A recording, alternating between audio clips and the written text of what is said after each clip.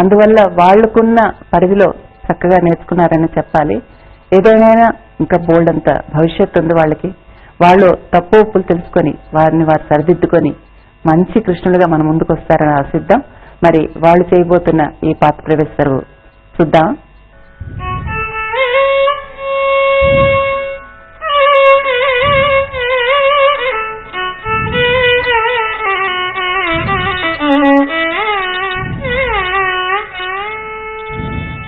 ఈ విధంబున తన నాథుడైన శ్రీకృష్ణునికై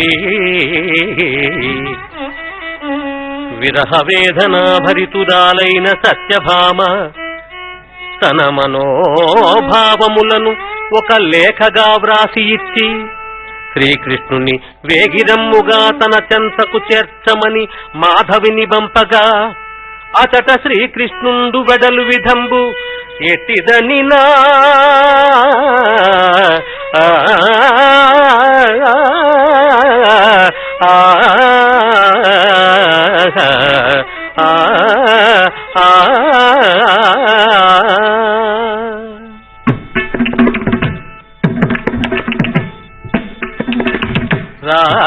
రాజీవాక్షుడు రాజగోపాలుడు భామాలోలుడు దయమున వెడలి రాజీవాక్షుడు